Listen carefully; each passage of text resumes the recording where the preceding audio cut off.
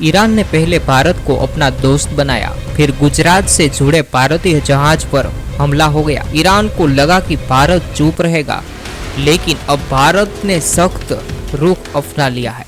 भारत ने कड़ा जवाब देने का संकेत दिया है। बदले की तैयारी को लेकर चर्चाएं तेज हो रही है। भारत की रणनीति इस बार बेहद मजबूत बनाई जा रही है। विदेश मंत्री एस जयशंकर ने भी कड़ा संदेश दिया है। बताया जा रहा है कि इस बार ईरान से बड़ी चूक हुई है। एक तरफ ईरान भारत को अपना मित्र भी बना रहा था और यह भी कहा जा रहा है कि भारतीय जहाजों सुरक्षित रहेंगे। भारत ने इस भरोसे को गंभीरता से भी लिया, लेकिन घटनाक्रम ने भारत को हैरान कर दिया। इसके बाद भारत का रुख काफी सख्त हो गया। अब भारत ने कठोर प्रतिक्रिया के संकेत दिए हैं। विदेश मंत्री जयशंकर ने स्पष्ट शब्दों में अपनी बात रखी है। पूरा मामला क्या है, भारत इतना नाराज क्यों है और आगे क्या कदम उठाए जा सकते हैं, आइए आपको विस्तार से बताते हैं। इस समय पूरा पश्चिम एशिया तनाव के दौर में गुजर रहा है। यूनाइटेड स्टेट और ईरान आमने सामने। ईरान लगातार सक्रिय भूमिका में है। स्ट्रेट ऑफ हॉर्मुज ने तनाव बढ़ चुका है। इस बीच भारतीय जहाज को समुद्र में निशाना बनाए जाने की खबर आई। पहले सूचना मिली कि ओमान के पास हमला हुआ, फिर जहाज में आग लग गई और जहाज समुद्र में गंभीर रूप से क्षतिग्रस्त हो गया। सौभाग्य से ओमान कोस्ट गार्ड ने भारतीय क्रू सदस्यों को सुरक्षित बाहर निकाल लिया, लेकिन इसके बाद भारत की नाराजगी खुलकर सामने आई।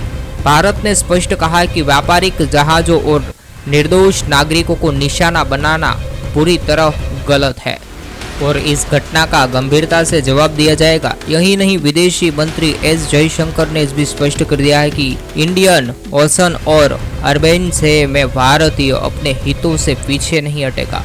जरूरत पड़ने पर भारत अपनी क्षमता का उपयोग समुद्र में भी करेगा। अब समझिए भारत इतना नाराज क्यों है।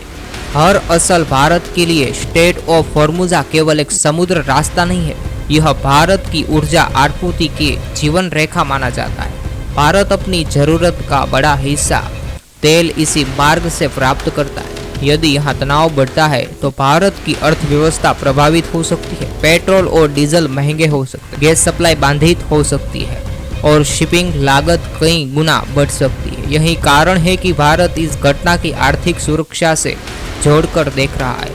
सबसे महत्वपूर्ण बात यह है कि यह हमला ऐसे समय हुआ जब ईरान के विदेशी मंत्री भारत के दौरे पर थे। एक तरफ दोस्ती की बात हो रही थी, दूसरी तरफ भारतीय जहाज पर हमला हुआ। यही वजह है कि कई सवाल उठने लगे। क्या ईरान दोहरी रणनीति अपना रहा है? पहले आश्वासन दिया कि भारतीय जहाज सुरक्षित रहेंगे, लेकिन उसके बाद खतरे लगातार बढ़ते गए। अब भारत ने केवल बयान नहीं दिए गए, बल्कि समुद्र में अपनी तैयारी भी बढ़ा ली।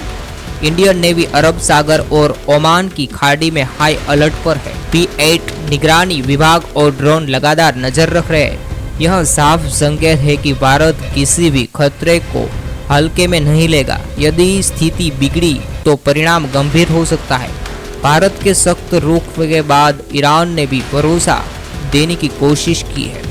ईरान की ओर से कहा गया है कि भारतीय जहाजों को सुरक्षित मार्ग दिया जाएगा और आगे भी सुरक्षा सुनिश्चित की जाएगी। लेकिन भारत फिलहाल केवल आश्वासनों पर निर्भर नहीं दिख रहा।